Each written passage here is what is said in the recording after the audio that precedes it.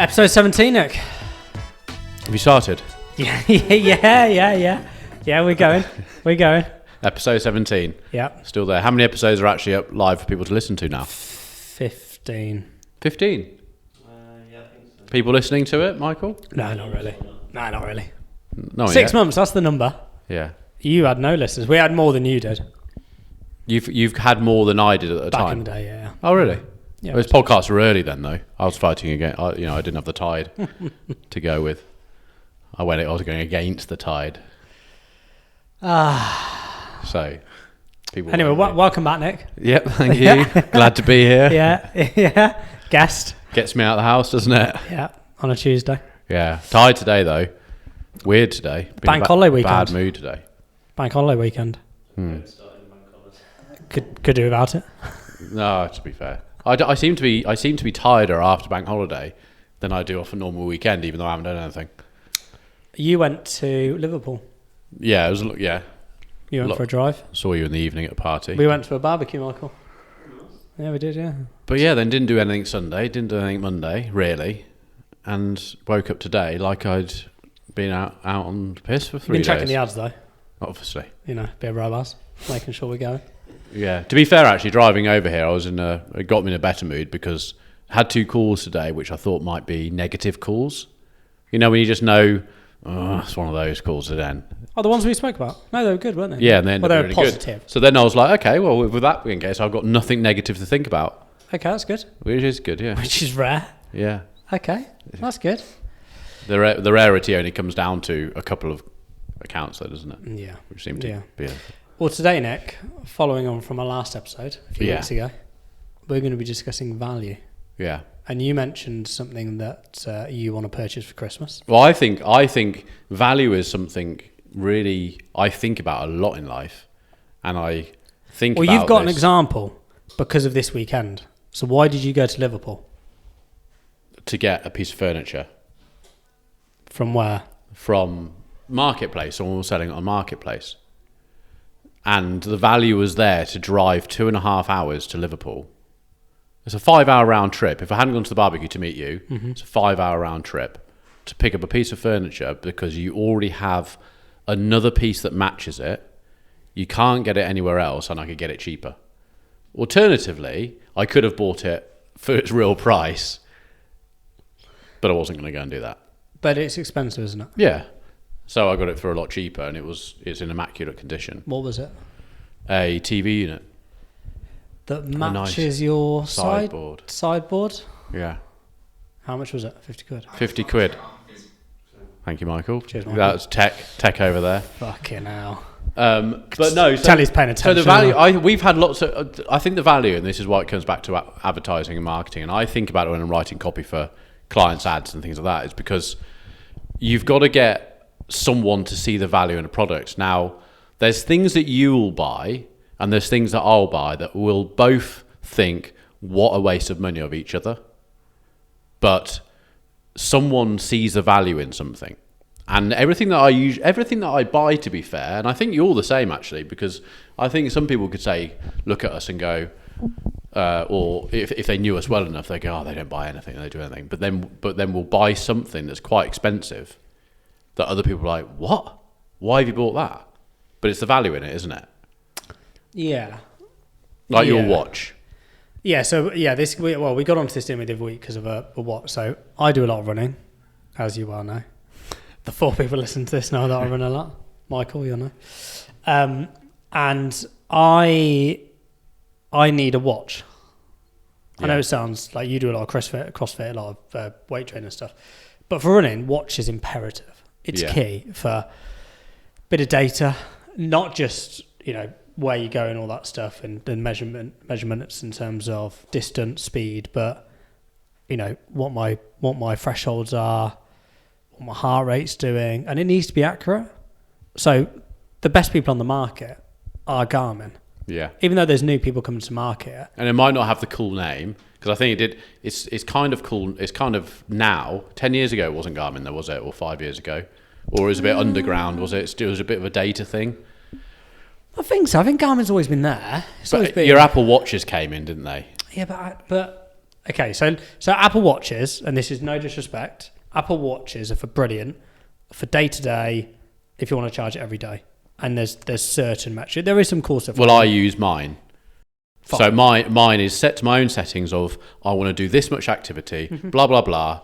And if on a Saturday morning I've been training, gone for a dog walk or something, by 11 o'clock all my rings have gone ping, ping, ping, Yeah. and I go, done for the day. Brilliant.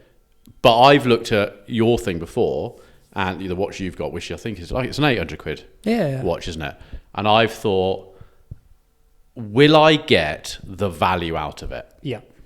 And I'm quite good with the fact it's like, okay, I'm going to go with the Apple for a while, but before I spend this kind of money, I'll sit there and go, what am I going to use it? Because the one person on my shoulder is going, oh yeah, get it, it's cool. You'll know what your split test run is. And then my other shoulder's going, you do that once every 6 months. For you, it's pointless. Completely. No disrespect. Yeah. It's pointless. I was looking at when I was doing a lot more training for that High rocks. High Rocks. Yeah. Because it would get my split times and stuff like that, which I needed.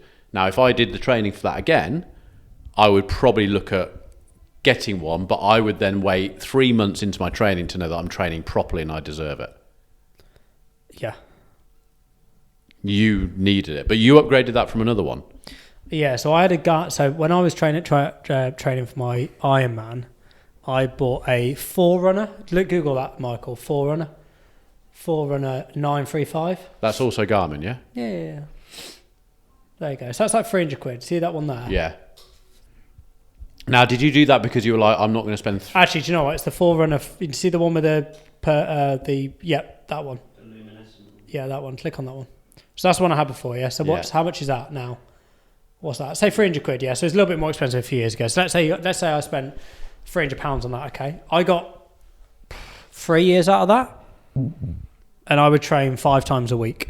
Were you testing the market with that because you were going to go, I'm not going to spend 800 quid on a more expensive 100%, Garmin? yeah. Simply because you didn't know if you get what you needed out of it. And also, I didn't want... So I've got really small wrists, and I don't... Like, that's the smallest version, and you'd say, oh, that's quite a big watch. Yeah. If I bought the biggest one, I'd look like a twat. Yeah. I'd look absurd.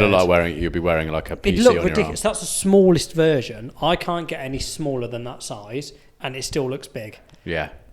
The big one would just look absurd. It would look absolutely ridiculous. Yeah. And also this is metal, whereas that one's plastic. Yeah. And because I was doing sea swims and bike and all the rest of it, I wanted that one, and also I wasn't going to spend 800 quid at the time on Yeah. a watch. Although I've had this now for what? So a month? Yeah. Got some issues. Have you? I've got some issues, Nick. Come on, Garmin. Garmin's going to listen to this. And Well, they should. Now, I think it's my wrist and how skinny it is. It moves. It hurts sometimes when I'm running against my bone. 'Cause Oh, the right. metal. As in the wrist bone? The little Yeah, lump on that it? little one there. So mine's quite pronounced. So look, see my one there? Yeah. It's quite... Oh, and it's bashing against it. And you can't tighten them anymore? Well, I can, but then I can't bloody feel my hands. It's really... So What about some like padding in watch padding or something so you don't get... potentially, but, Yeah. I shouldn't be thinking this much about No, the watch you I've just shouldn't. splashed. Yeah. So there's some issues there. But in terms of the data I get with it, so that one the Forerunner only gave me certain level of metrics. This one, Different level. different level. Mm. Because they've upgraded the software since I bought that one. But Nice. because I use it, the good thing with this as well is that because they'll know how much I train, it'll start saying like today. So I did a run Sunday morning, which wasn't as far as I usually go, but I this morning on my wake up and tell me what I should do for the day, like what I should do, heart rate and all the rest of it, just normal day to day and calories. to keep you balanced. Yeah. Does it tell you how much calories you should eat on those days? Yeah. So does it know that you're not going to train on the Monday? Or does it Based tell on you? what its recommendation is. So its recommendation might be like go for a walk. So today was a 30-minute run at 5:30 just to keep your base fitness. That's it's pretty just to keep my clever. base fitness. And that's based on your settings that you set it up with. No, that's based on it tracking. So you've got to be reusing it for about 2 weeks, and it will start tracking your heart rate, how fit you are.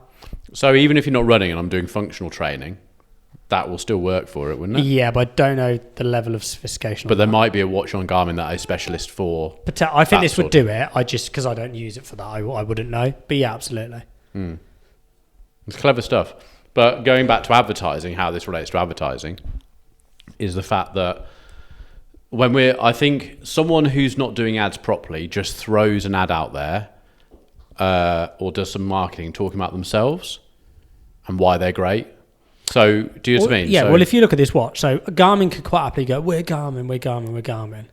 But actually, when you look at the advertising for this watch, what they do is, because this is a multifunctional sports watch, it will, and they're very clever in how they do actually, Michael. If you could get their video, if you go to Garmin and go to their video, you'll still be able to see this, is that they'll show you all the activities that you can use this for. So, am I going to go hiking up in the Himalayas? Unlikely. Have I seen that video and gone, I could do that? Yeah. It's like aspiration. It's aspirational. So actually, this watch probably got me a little bit more aspirational than most products do. because of the things you can do with it. Yeah, 100%. But you know a few of those things you're not going to do though. Potentially, but like with the running or let's say hiking or going up in some huge mountain or something, are you watching it going, oh, yeah, I could do that. Yeah, because you want to be that person. It's like it's like with Hyrox. When I looked at a watch like that, it was kind of like, oh yeah, I could train like that, and then I could train like this, and I could do that, and I could do this. The weird thing is, you do train when you've got. It's like, right, you buy new gear, don't you, for doing your training in the garage. Yeah? When you buy a new T-shirt or a new pair of trainers, you train more. You do. You want to go out. Yeah, you do. And this different level. I'm keen. Yeah, so this is the video. Look, Phoenix 7. Here we go. Yeah, usual watch. So you can see the map on there. Do you use that map for running? I'm quite good at. So I could do. So there I am up a hill. Yeah, I want to buy. You're not. So suddenly you're skiing. I could use it for skiing. It's me again running. Now it has got touchscreen. I take that off, by the way. Like you start thinking, could I? I've got a flashlight just in case I'm in a cave. He was just about to do some weightlifting. He was. So you can do it. I know you can. I just don't know. But like I said, for me, I don't. He patted his hands with some chalk, and so all of these things, you're watching this going, okay, yeah. This is a bit of me. Selling you the dream. This weirdly, I wasn't looking at. The other cool thing actually, while we discuss it, is solar. It charges itself. Yeah, that's pretty cool. Yeah, that's cool, especially for ultra runs. So like, I don't think at the moment I don't see the value in me having it. No, because I use my Apple Watch for my walking, my training, and I like just hit my rings. All I need to do is hit my rings in a day, and then I'll use it for a stopwatch between my sets, or I time myself on a workout or stuff like that. So I can do everything on an iWatch. But if I was to get into the Hyrox stuff and start doing the running again, then I'd probably. So back to the value piece, I saw the value because of the data, and I'm going to use it properly. But the thing that probably tipped me over the edge, I knew I needed a watch that had those features that my old watch didn't. In terms of what probably tipped me over the edge, I reckon it was the aspiration. Yeah. Do you? I think so. Annoyingly, and I'm not one of them. Yeah. I think that watching those videos, and there was, I was on obviously YouTube. Creators were giving their opinion on, here are the 5 watches, which is the best one to get.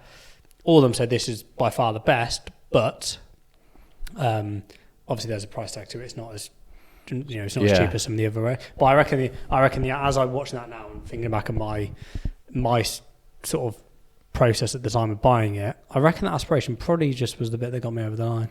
But you would have, so from its advertising, you've probably seen a few different things.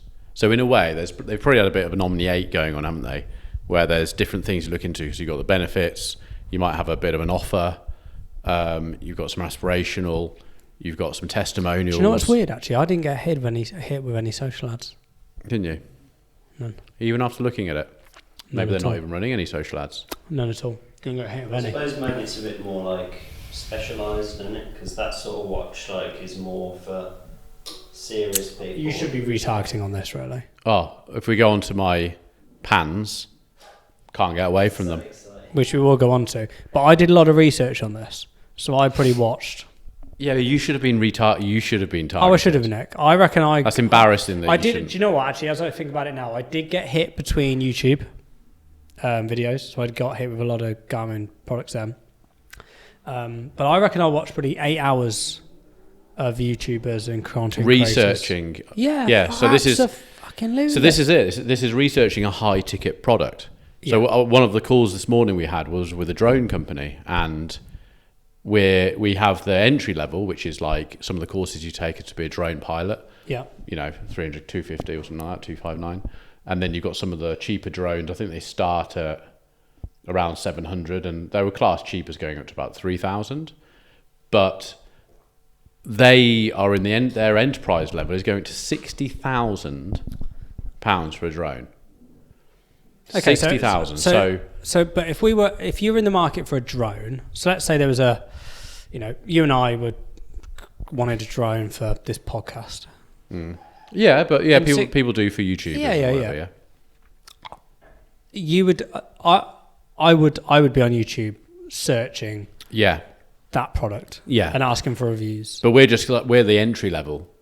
So where some of their other people are, which is why we're having the discussions at the moment on how we approach this socially, whether it's trying to get a lead for someone who's like who you've just described to come through, speak to the sales team, buy a drone for $4,000 for Michael to start doing some footage, or for our clients, might need to add it to the pack. And then you've got the person who has multiple drones for their company because they're a nuclear power plant, and they have a drone or a number of drones that are constantly flying inside radioactive shells, and that drone will just send its data back to their computers, and then they kill it by flying it into the incinerator because it can't come out once it's been in. And that's a £60,000 drone that they're buying 5 year at. And they just... Well, it can't come back out. It's radioactive, so they just have to just destroy it inside the building. So, silly question. Like again, a self-destruct thing on it. Yeah, you're on the phone with the client today, but why don't they just get a cheaper drone? Because it has to be able to send the data back. Okay. Based on radioactive levels. So it's reading radioactive levels and stuff. Okay. Like some of the stuff, the military stuff they use and stuff, it's incredible. Flies through pipes. But the value's there. So if you look at them, those value there. Yeah. But it's how do you get that? So we're in the middle of like, how do we get, if there's only 3 drone companies, how do you get our client to be the drone company that everyone thinks about? And in a way, you've got to go away from the whole, and this is what our strategic team do. You've got to go away from the whole get a lead, get a purchase, because those people are never just going to go on the website and go, oh yeah, I'll just drop 50k. It's not going to happen, is it? They're going to want to probably have someone go down there, discuss the drones with them, what they're using for, how's the data going to come back. If we spend 60,000, put it into a radioactive shell, is that actually going to send us the data back? What if it doesn't? All these sort of things. So it's a different type of decision. In a way, to a business that's making a lot of money, 60 grand can be seen as the same as you spending 800 quid on a watch. Do you know what I mean? Like some of our clients, got an £8 million a year budget for their marketing. Oh yeah, some of the budgets are they're just like, okay, all right. How much did you say it was? 100,000. Yeah, okay, we'll go into 6-month contract with you. So you see what I mean? So it's all these different values at different levels.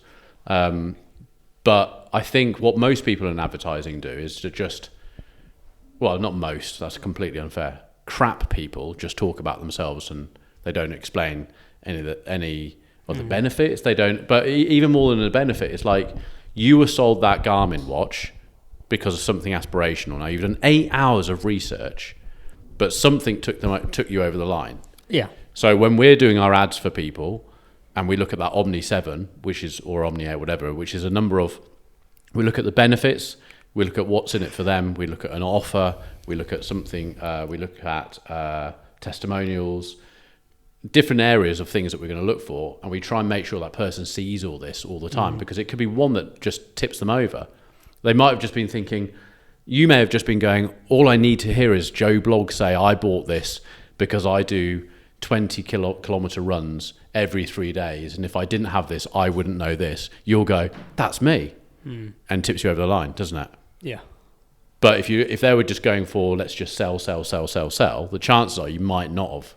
But that's why the reviews on YouTube are brilliant, because how independent are they? Well, what do you mean the reviews? Like the video before skip ad? I don't know, Michael, if you do what you watch any, I think you've had a look for cameras and stuff, haven't you, in the past? But the reviews on it. Yeah. So a lot of content now, especially in the running world. So like, I'm thinking about changing my trainers at the moment. Just switching up a bit. If I make a switch to a shoe, I'll probably watch the same amount of hours again. There you go, like that guy there, right? So the Epix or the Phoenix 7, yeah? Yeah. So he says 175,000 people are thinking about buying either a Phoenix or an Epix. Yeah. 175,000 people. And depending on what he says, will probably kick them over the line. Yeah. And it's also like that's a 1 year later thing, so people will like, especially with a thing like that, they'll want to know not just your initial thing, they'll want to know like 100%. But it's also the same with pans. So like those pans that I want for Christmas. So what are these pans? What are they called? Hexclad. So they have a new like micro shape, which obviously to the feel of your hand, but it's hexagonal things, which means you don't get, whenever you're putting something over, it's not scraping. So you can actually like stir these. With a stainless pan, you can't put a fork in there. Michael, can you go on the website? So what? So apart from stirring it, so again, I'm playing devil's advocate here because you're a cook. I don't want anything to stick. I want it. So if I was to use, why don't you just buy a non-stick pan? You can, but they've got to have, because a non-stick pan doesn't give you much longevity. You're buying one if you do a lot of cooking, I'm probably having to get one every 6 months. So how long would these last? Lifetime guarantee. They're picking up Gordon as well. He's everywhere already. He's got his little thing over here in the corner that says signed by Gordon Ramsay. Yeah, so this is my next bit of research that I've got to do, because it's an £800 a set. Oh, look, 69 there with lids. 69, yeah, that'll probably be, that's the 13p. £69. 629. 629. Not 69. Yeah, Yeah, I would have bought it now for 69 quid. But click on that, Michael.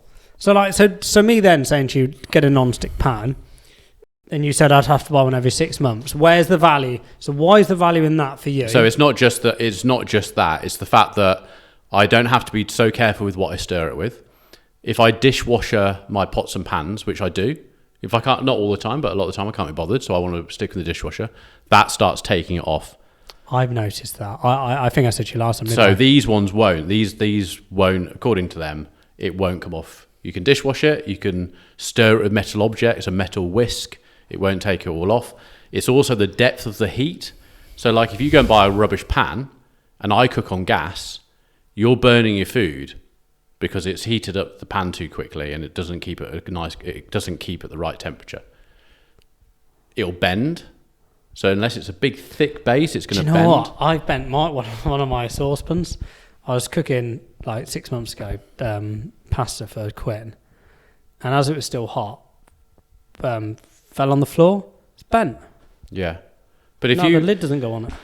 Yeah, but it's not just that; it's a cooking thing. So if you were trying to cook a fried egg or something, if you use a really crappy pan, you might find that it just slopes to the corner, and that's because there's a very slight bend in it where you've added cold water to it, and it's just like bent. Stuff like that. So there's probably more in stuff. There's probably more things in there for me, but on those things, I've got some Pro someone pans that I got a couple of Christmases ago, and they were just awful. Like in the corners, it's like to the point I'm actually starting to think if I cook with these, I'm actually going to have bits of metal in my mouth that are peeling off. See what I mean? But they are all over me. They're not all over me themselves. Well, they are, but I'm getting the amount of normal influencer videos of you've got to buy these pans, blah, blah. Have you gone into YouTube and clicked Hexclad review? No, that's my next job. I haven't got. Just see if there is any, Michael. I'm sure there will be. Now, if I find out this is so, if I find out that I look at some of Gordon Ramsay's videos and he's not using them, Well, I mentioned this last I time, will didn't I? probably end up not buying them. First video, the truth about hex class. That's a good video. Huh? Oh, that's good. 3 years later, does it cook last? Is it worth it? 3-year review. 2 chefs test hex club hands. Oh. So these are pretty. It's a pretty big. No. It's like your watch, isn't it? I mean, it's Yeah. not. It's like all over the place. Well, look, it's huge. Look at that. Scroll all the way to the top, Michael. The one that was all the way to the top. Top video. The truth. Oh, no, Scott. Yeah. 300,000 there. There's one down a bit. It's got 1.8 million. Yeah, but that's because Gordon Ramsay, isn't it? No, 1.4 there. Haxclad pan review. 1.6 with it over his head. So they're quite. Are they big in the States? I guess. Don't know. Oh, look. That one's good for you, Nick. Analon. Analon X. Do you know what they are? Rival pan company. No. Well, there you go. Doesn't look like it's got as much coverage though. Let's see the cladding is in the middle and goes to the edge. So for me, it all comes down to the weight. So I bought a new pan at the weekend in TK Maxx, and I probably took 15 minutes, 20 minutes to buy it. Did you? Yeah.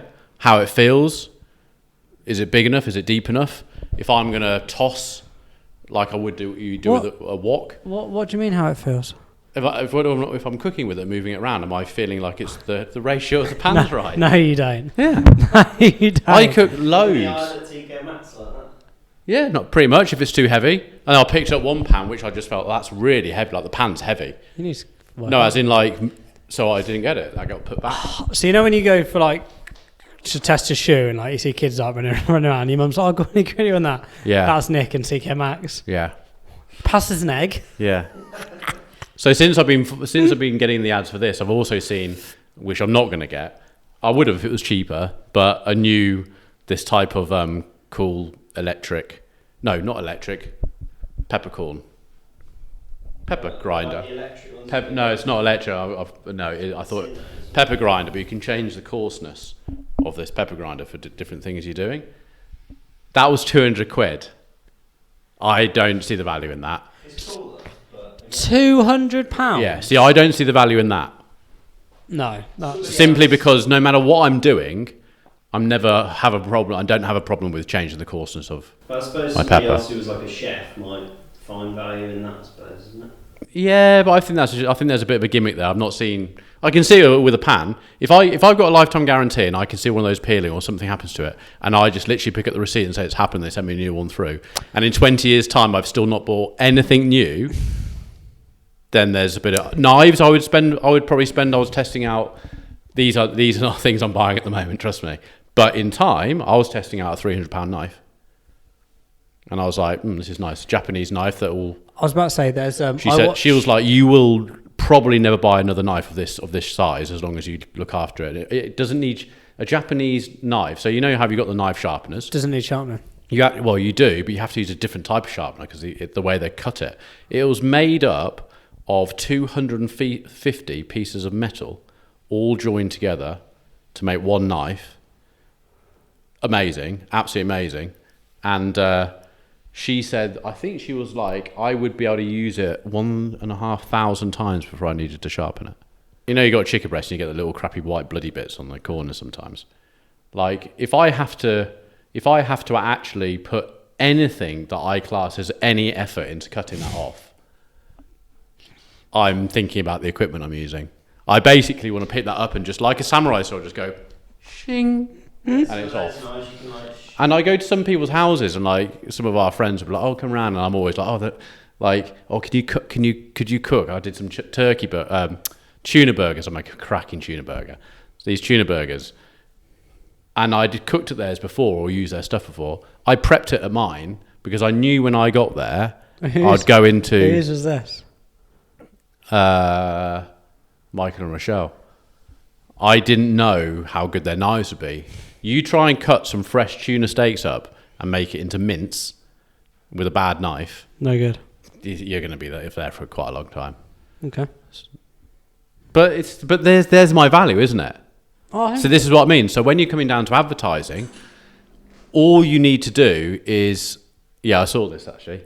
All you need to do is basically everyone's got a different value, haven't they? I mean, there are going to be lots of people who've got the same value as me. They've got the same value as you. But at the end of the day, you don't know what it is. There's always going to be multiple Windrider seat covers.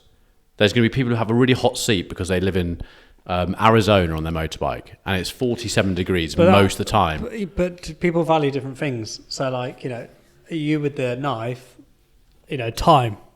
You're valuing your time. Because if you went around to your friends and you were going to be there hacking a tuna steak for 20 minutes, it'd annoy the arse off you, wouldn't it? Yeah. So, have you seen the green egg barbecues? Yeah, I have, yeah. Not sold whatsoever. I'm not sold now. So I know 2 people who've got those. It's cost them $2,000. They had these as birthday presents off their doing all right girlfriends. $2,000 these have cost, right? And on both occasions I've been to the guy's house doing it, he's annoyed with the brisket he's tried to cook. And he's just like, he's caning me for having a gas barbecue. Now, I'd like to have a charcoal barbecue, and I should have bought a half and half, one that you can mix them both. That's what I should have done, but I didn't.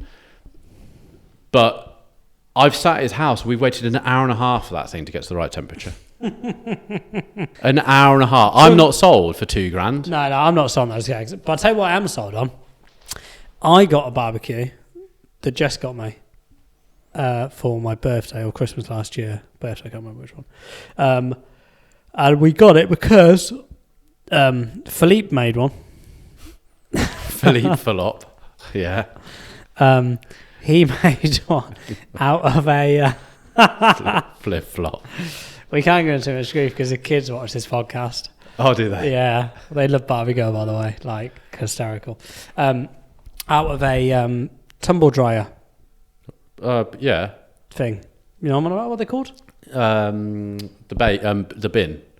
It's the bin, isn't it? Yeah. Or like a washing machine thing. The same thing. Washing bin. Put it on a table leg. Best barbecue in the world, isn't it?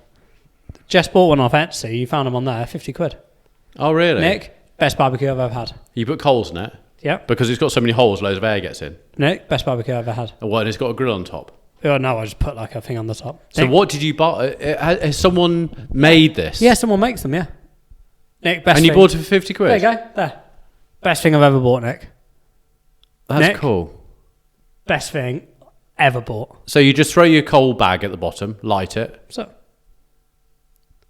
and because of the size of it and all the air, you can then use it for a fire to heat.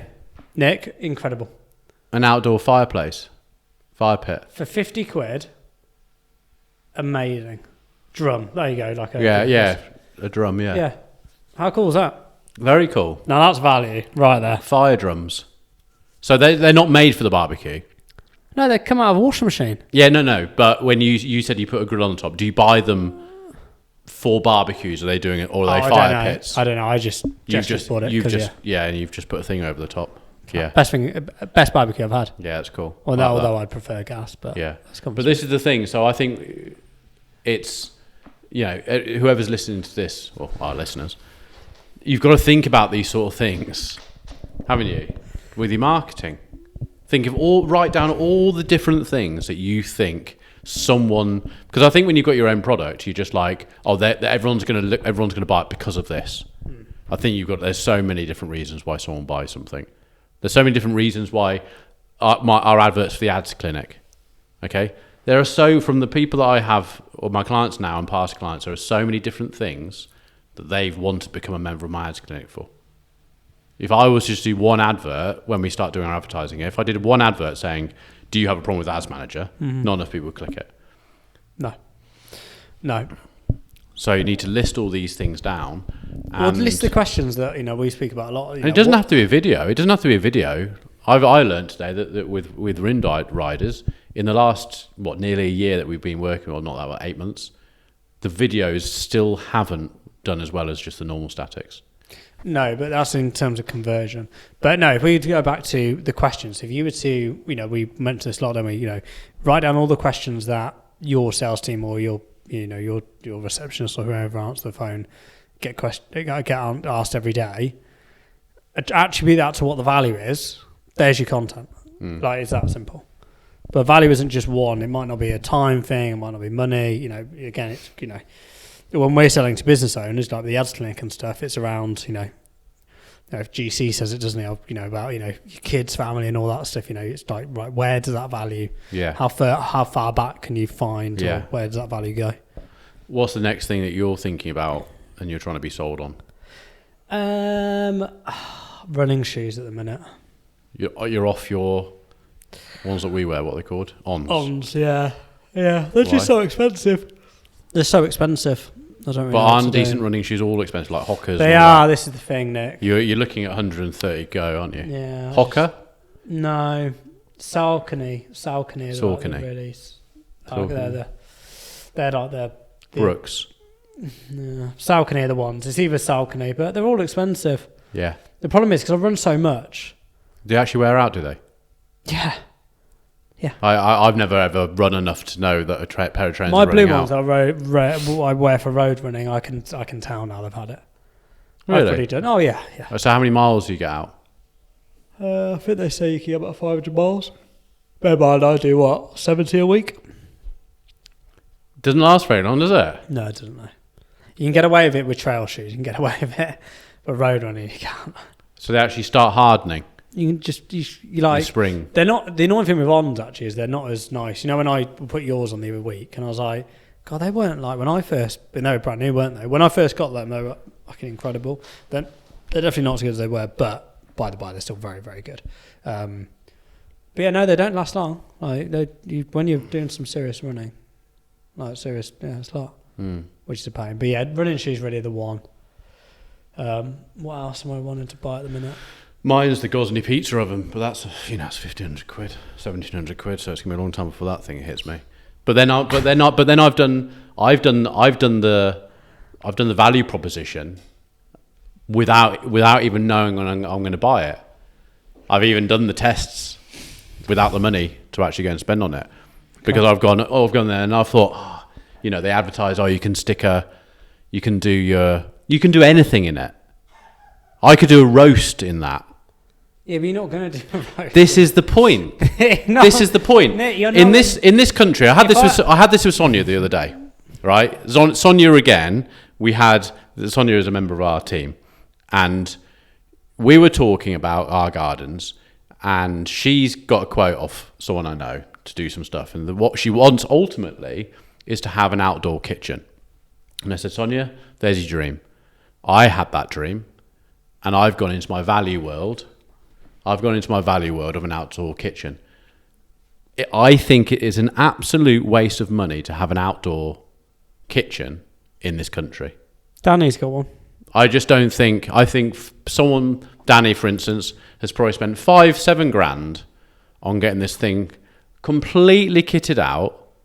I'll take a picture of Danny's. Nick, it's unbelievable. In this country, when you came over for that curry, that was the latest. When was that? 3 weeks ago? Mm-hmm. That was the latest I've sat out this entire summer. I've got a bit of a confession. I've not sat on my sofa outside this summer yet, and it annoyed me yesterday because I was cleaning my lights above my pergola. Annoyed me. It's been shit this summer. It has. I was that cold yesterday. So, like Danny, he probably spent 15,000 on it, right? Pointless. Now, if I was in Spain or Mallorca or something, and we're in a very privileged position to have a nice house over there and live over there instead, I would be out in an outdoor kitchen all day long. When you see it, and they've even got the outdoor sitting room, little shrimp on the barbie, and you're just spending most of your time sitting outside. I just don't think you do it in this country. And when I spoke to Sonia about it, and she was just like, maybe you're right. I'm like, I am. Because you're going to have it. But the emotion of you wanting it is there. Okay, but let's say it was But the practicality isn't. Practicality, fine. But let's say it was £5,000 for the whole thing. I'm just saying, just put that figure out there. Yeah. And you were to use it 10 times a summer, and you had it for 2 summers. Would you pay that amount of money for that? 5,000. So what's that? 500 quid a go, isn't it? No, 250. 250. 250 quid to sit outside. No. You were thinking I was going to be sold on that one? No. Yeah, actually, I'll tell you what else. Tell you what else I'm looking for at the minute. Actually, from a value piece, which I'm. So it's Jess's birthday, big birthday this year, her 30th.